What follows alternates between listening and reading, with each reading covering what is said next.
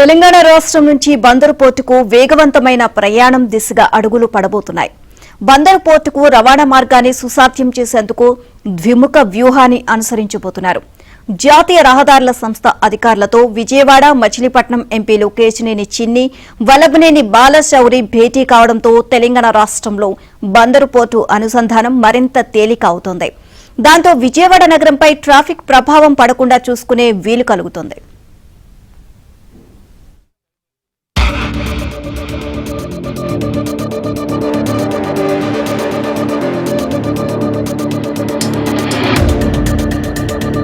తెలంగాణ నుంచి బందరు పోర్టుకు చేరుకోవాలంటే ప్రస్తుతానికి NH-65 ఒక్కటే దిక్కుగా ఉంది.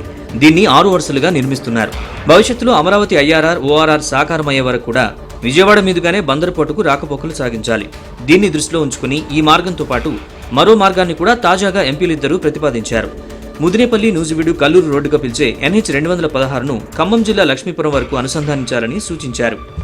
గతంలో ఉన్న ప్రతిపాదన కాకుండా మచిలీపట్నం, గుడివాడ, విస్సన్నపేట, లక్ష్మీపురం వరకు విస్తరించడానికి వీలుగా సరికొత్త ప్రతిపాదన తీసుకొచ్చారు. హనుమాన్ జంక్షన్ వరకు విస్తరించాలన్న పాత ప్రతిపాదన పట్ల ఎంపీ కేశినేని చిన్ని కూడా అభ్యంతరం వ్యక్తం చేశారు. దీన్ని నూజివీడు మీదుగా విస్సన్నపేట, తిరువురు, లక్ష్మీపురం వరకు తీసుకువెళ్తే NH-30 మీద పడుతున్న తీవ్ర రద్దీని కూడా గణనీయంగా తగ్గించడానికి అవకాశం ఉంటుందని వాదించారు.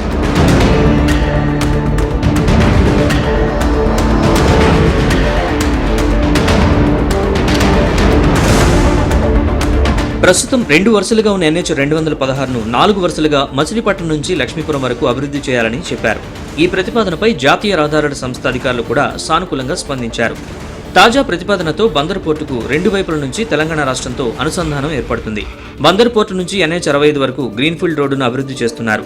ఈ రోడ్డుకు NH-65తో అనుసంధానం జరుగుతుంది. మచిలీపట్నం, హైదరాబాద్ జాతీయ రహదారిగా NH-65 ఉంది. రానున్న రోజుల్లో ఏర్పడబోయే అమరావతి ఔటర్ రింగ్ రోడ్డుకు బందరు పోర్టు అనుసంధానం అవుతుంది.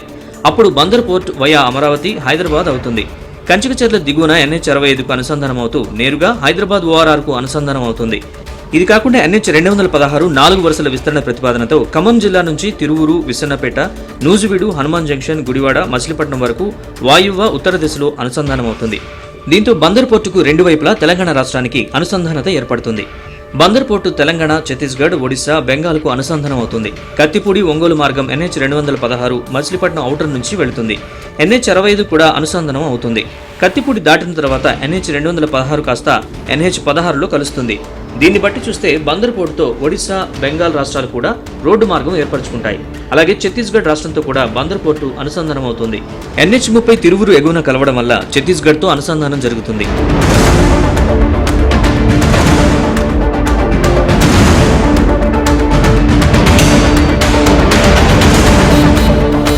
NH-216 విస్తరించడం ద్వారా బందరు పోర్టుకే కాకుండా ఉమ్మడి కృష్ణా జిల్లా ప్రాంతానికి మహర్దశ కలగనుంది.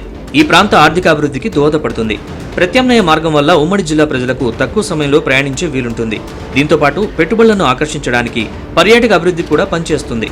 ప్రధాన జాతీయ రహదారుల మీద పడుతున్న రద్దీని కొంతవరకు తగ్గించగలగడంతో పాటు ప్రమాదాలను కూడా తగ్గించే అవకాశాలు మెండుగా ఉంటాయి.